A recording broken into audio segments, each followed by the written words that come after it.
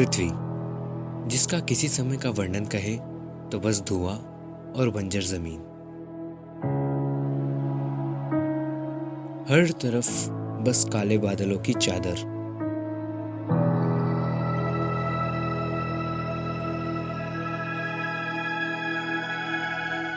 ऐसी हवा जिसमें इंसानों के लिए शायद एक दिन भी गुजार पाना नामुमकिन है।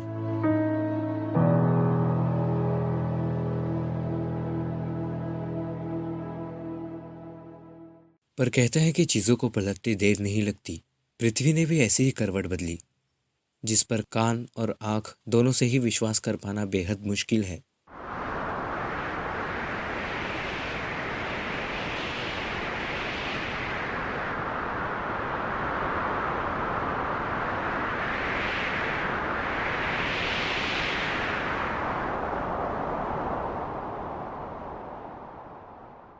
ये है नई पृथ्वी।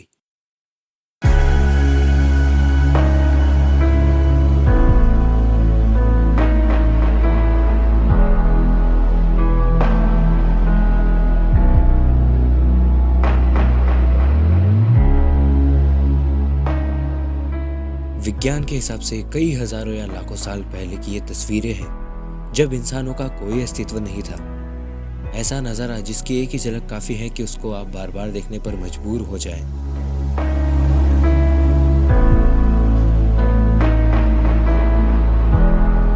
कहते हैं कि परिवर्तन ही जीवन का आधार है। धीरे धीरे कर जीव बनने शुरू हुए।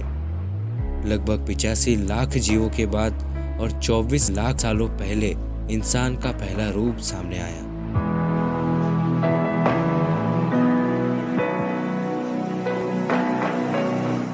भूख और कपड़ों जैसी कई जरूरतों की वजह से इंसानों को नई चुनौतियों का सामना करना पड़ा, और इंसानों ने जैसी चीजों को इस्तेमाल कर उनकी जिंदगी गुजारनी शुरू की, वो बेशक काबिले तारीफ है। खूबसूरत और सुकून भरी प्रकृति और इंसान आपस में सही स्तर पर बहुत खुशी से अपनी जिंदगी बिता रहे थे, लेकिन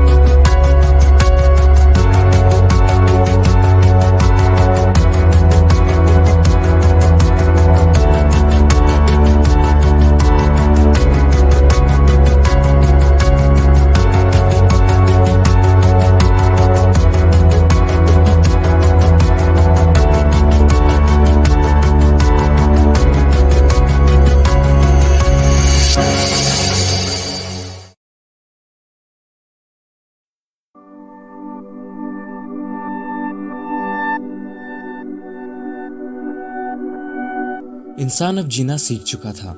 चीजों का सही इस्तेमाल करना भी उसने बेहतर तरीके से जान लिया था। प्रकृति से जो जो चीजें मिलती, उसने उसका इस्तेमाल कर अपनी जिंदगी गुजारनी शुरू की, मानो प्रकृति ही उसका जीवन निश्चित कर रही हो। पर इंसानों के लिए वो जिंदगी इतनी आसान नहीं थी। हमने हमारे दिमागों का खूब इस्तेमाल कर दिख रही चीजों को हमारे मन जैसा बदलने की कोशिश शुरू कर दी।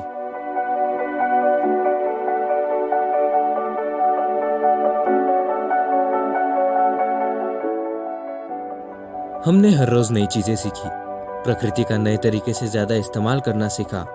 हमने जानवरों को तक खुद के इस्तेमाल में शामिल कर लिया, और धीरे धीरे कर हमारी जनसंख्या ने भी बेहद तेज रफ्तार पकड़ ली।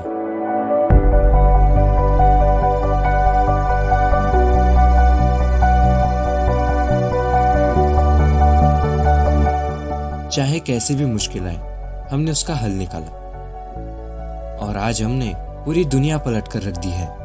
हमने एक नई दुनिया बना ली है जो सिर्फ हमारे हिसाब से चले। तो अब चलते हैं वर्तमान में, आज की दुनिया में। Welcome to the age of humans. इंसानों के नए जमाने में आपका स्वागत है।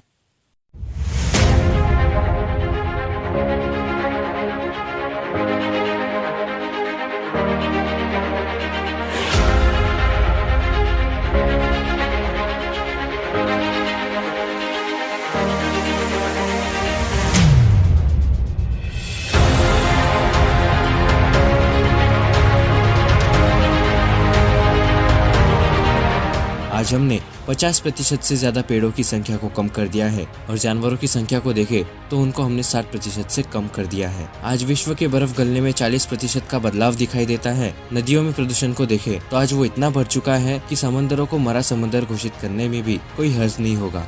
आज तापमान अनुमान लगाने के काबिल भी नहीं बचा है। आज हमारी प्रकृति पहले से काफी ज्यादा अस्थायी और पहले से काफी ज्यादा खतरनाक हो चुकी है।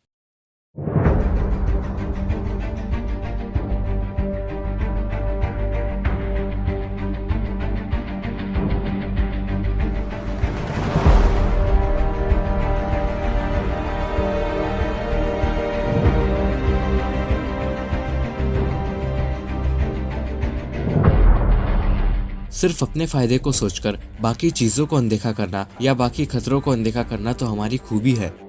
इसकी एक बेहतर मिसाल देखें तो 1984 में हुई भोपाल की गैस तबाही है, जिसमें सिर्फ जहरीले धुएं की वजह से 8000 लोगों की मौतें हुई और भी भारी मात्रा में लोगों को घायल होना पड़ा। वो धुआं जो हमें दिखाई भी नहीं देता, उसी की वजह से आज भी वहाँ पर धूप उतनी खास नहीं निकलती जितनी बाकी जगहों पर है।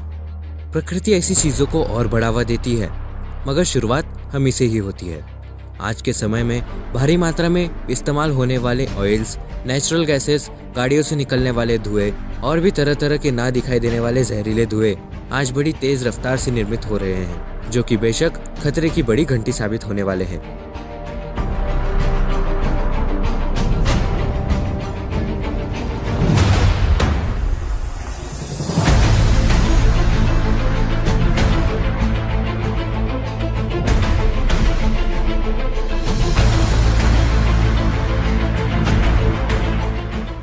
कहते हैं कि चाइना के लिनफेन शहर में धुआं या स्मॉग इतना बढ़ चुका है कि वो सूरज की रोशनी तक को धरती पर आने से रोक देता है। तो बड़े ताज्जुब की बात है कि हम ये किस प्रकार की उन्नति की ओर बढ़ रहे हैं। हांगकांग की बात करें तो वहाँ पर कभी कभार लॉकडाउन तक लगा देना पड़ता है। खैर, फिर भी हमें कोई फर्क नहीं पड़ता। हमारे तरफ से इस्तेमाल होने वाली गाड़ियों से निकलने वाले जहरीले धुएं हवा में घुलकर एक जहरीली बारिश का निर्माण करते हैं, जो कि उस इलाके में तो नहीं होती जहाँ धुएं का प्रमाण ज्यादा है, बल्कि उससे कुछ अंतर दूर होता है। सुनने में तो बड़ी सीधी चीज मालूम होती है, पेड़ों की बर्बादी करने के लिए और समंदर के जीवों को हानि पहुंचाने के काबिल है। यही नहीं, मान्यता के अनुसार ताजमहल का रंग सफेद होने में वक्त के साथ साथ इसका भी हाथ है। आज तापमान बढ़ जाना या ग्लोबल वार्मिंग जैसी चीजें तो आम बन चुकी हैं। घरों को या चीजों को ठंडा रखने के लिए काम में लिए जाने वाले एसी या फ्रिज जैसे कई चीजें, जिनमें से निकलने वाले जो गैस है वो सीधा जाकर ओजोन में छेद करते हैं। वो ओजोन जो हमें सूरज की जानलेवा किरणों से बचाता है। तो अब इतनी सारी चीज़ें अगर हो रही हैं तो जाहिर सी बात है सरकार को कोई एक्शन तो लेनी ही होगी। तो बस एक्शन के नाम पर कुछ चीज़ें हैं जिन पर सीमाएं लगा दी हैं। अब वो चीज़ें कोई माने या ना माने, इससे किसी को कोई लेना देना नहीं है।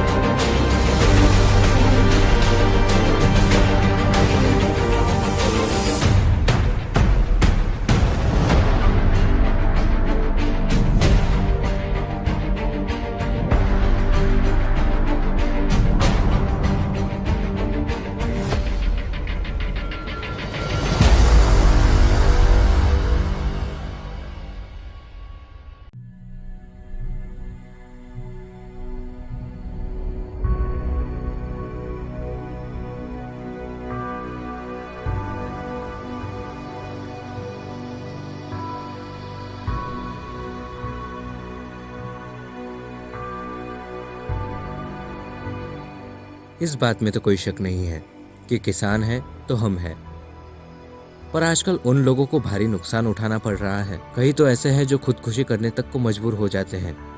इस चीज का मुख्य कारण देखा जाए तो वो है प्रकृति का अनिश्चित रूप से बदल जाना। आजकल बारिश जब चाहे आ सकती है और गर्मी जब चाहे अपना पारा बढ़ा लेती है।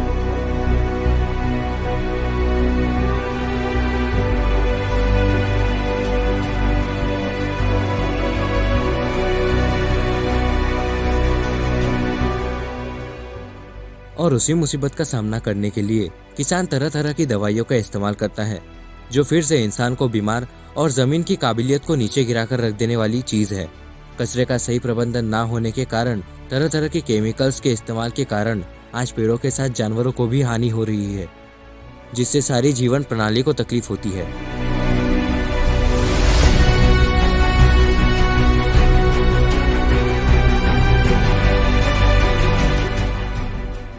कचरे के बुरे प्रबंधन की मिसाल देखें तो क्विजन फिलीपींस का लैंडस्लाइड हादसा है। कहते हैं कि यहाँ बहुत ज्यादा प्रमाण में कचरा था जो कि जमीन के ऊंचे हिस्से पर था। नीचे लोग रहते थे जो कि वो कचरा फिर से उपयोग में लाकर उससे अपनी कमाई कर अपना घर चलाते थे।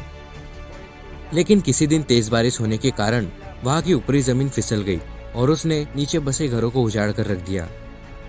इस हादसे में 218 लोगों की जानें गई है।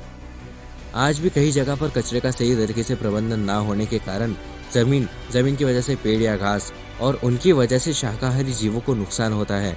इन सारी चीजों में हमारे जैविक चक्र को जबरदस्त नुकसान होता है।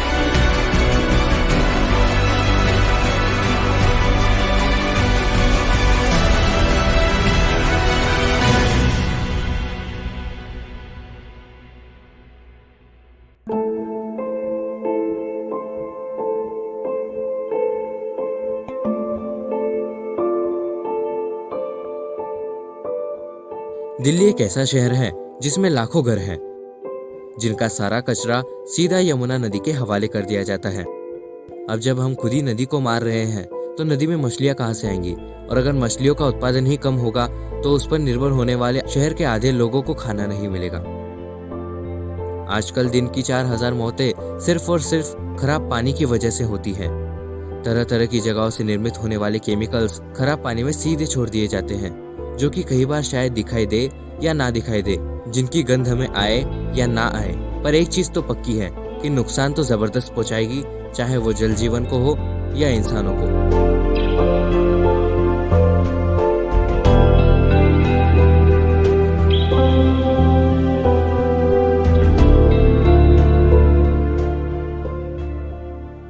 समंदर में ऑयल समस्या भी एक बड़ा कारण है जो जल जीवन के लिए एक बड़ा खतरा साबित होती है, जिसकी एक चौंका देने वाली झलक आपके सामने है।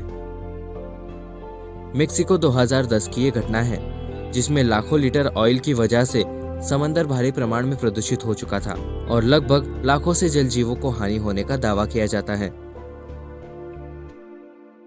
केमिकल्स का सही प्रबंधन ना होने की एक मिसाल देखें 1970 से लेकर 1978 तक का लव कैनल का सिलसिला, जिसमें कैंसर के मरीजों की संख्या हर साल बढ़ने की वजह से लोगों को गांव छोड़ना पड़ा, जिसकी वजह सिर्फ रेडिएशंस थी।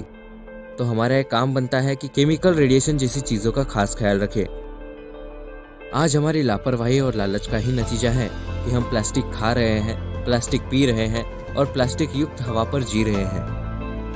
हर साल हम 1500 करोड़ पेड़ों को धरती से छीन रहे हैं।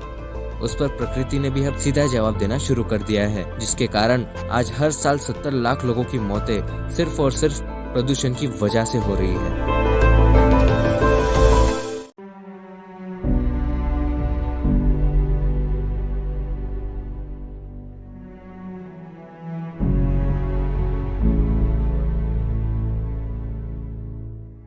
शुरुआती दुनिया से देखें तो आज हमने सचमुच कायनात पलट कर रख दी है। हमें लगता है कि पृथ्वी सिर्फ और सिर्फ हमारी है। शायद यही एक बड़ी समस्या है।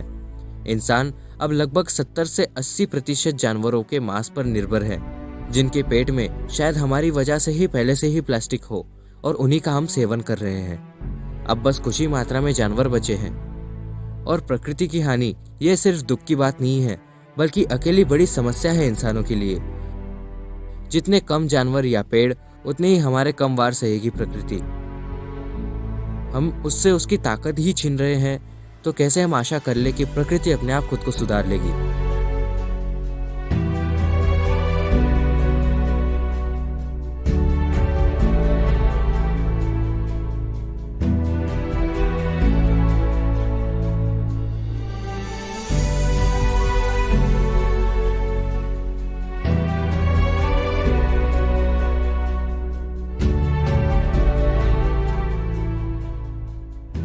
ये जानवर, हरियाली, पेड़, ये सब प्रकृति की जरूरतें हैं।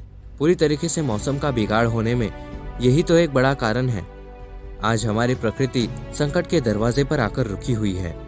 अभी तो शायद नहीं, पर आने वाले कुछ ही सालों में हमें हमारी गलतियों का एहसास होना शुरू हो जाएगा। और क्योंकि ये सब चीजें पैसों के लिए ही होती है, तो अगर इसका सालाना नुकसान हम देखें तो वो कुछ इतना होगा या फिर इससे कहीं ज्यादा, वैसे प्रकृति तो अनमोल है। हमने पूरी तरीके से प्रकृति के साथ इंसान प्रजाति को भी मुसीबत में डालकर रख दिया है और जब तक ऐसी चीजें चलती रहेंगी इंसान की उम्र कम होती ही रहने वाली है। अब मुसीबत तो पता चल चुकी है, लेकिन हमें इसका सामना कैसा करना चाहिए? क्या हम इसे सुधार सकते हैं? क्या हम फिर से सब कुछ पहले जैसा कर सकते हैं?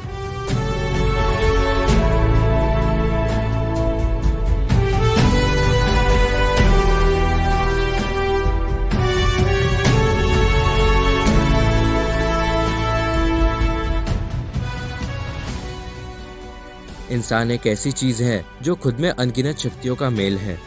अगर हम चाहें तो अब भी इन चीजों को सुधार सकते हैं, क्योंकि किसी समय में प्रकृति ने हमें जीना सिखाया था और आज हमारी बारी है कि हम प्रकृति को उसका जीवन फिर से लौटाएं। प्रकृति का सीधा अर्थ है स्थिरता, और वही स्थिरता हमें फिर से लानी है। चीजों को रिसाइकल करना एक बड़ा सीधा उपाय है, जिसकी एक बेहतर मिसाल देखें तो स्विट्जरलैंड है, जो अपने 50 से 60% कचरे को रिसाइकल करता है। इसके अलावा अगर देखें तो फैक्ट्रियों पर कड़क सीमाएं होनी चाहिए जिसका पालन भी हो। गलत तरीके से प्रदूषण को फैलाने वाले को सही जुर्माना होना चाहिए। तरह तरह के कानून बनाने से तो शायद ये मसला कभी हल ही ना हो। लेकिन हाँ, 5 सबसे आसान चीजें हैं जिनसे हम ये काम कर सकते हैं, जिनमें सबसे पहली चीज है प्लास्टिक के लिए एक दूसरा उपाय होना चाहिए। और दूसरी सबसे बड़ी बात है कि जनसंख्या काबू में हो, जो कि अगर जल्दी काबू में हो बहुत अच्छी बात है, क्योंकि ज्यादा लोग कम और खराब जिंदगी बिताए इससे अच्छा है कि कम लोग ही एक लंबी उम्र के साथ एक खूबसूरत जिंदगी बिताएं। तीसरी चीज है कि पेट्रोल जैसी चीजों को हमें पुनर्निर्मित होने वाली चीजों से बदलना होगा। और चौथी सबसे आसान चीज है कि हमें अनाज का उत्पादन बढ़ा देना होगा, जिसके चलते सभी को सस्ते दाम में सेहतमंद अनाज मिलेगा। और सबसे आखिरी बात है कि हम जानवरों की हानि कम करें।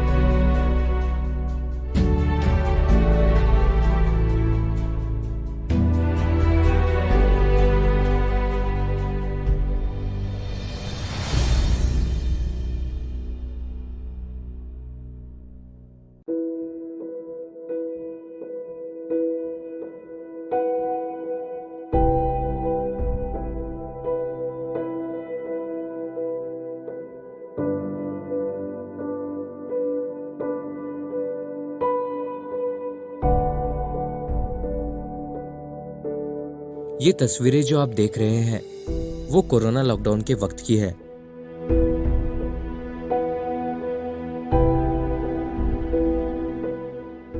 देखिए, मौका मिलते ही प्रकृति कैसे खुद को सुधारना शुरू कर देती है।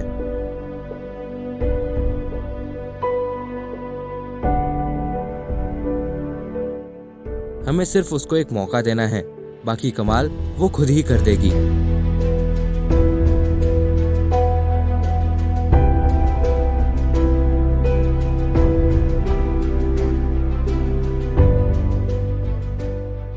एक अच्छी प्रकृति इंसान को सकारात्मक सोच से भर देती है। खूबसूरत से नज़ारे मन और दिमाग दोनों को ही शांत रखते हैं। और सबसे बड़ी बात, इंसानों की सेहत इस प्रकृति पर ही निर्भर करती है। हमारा सबसे बड़ा कर्तव्य है प्रकृति को बचाएं और प्रकृति का सम्मान करें।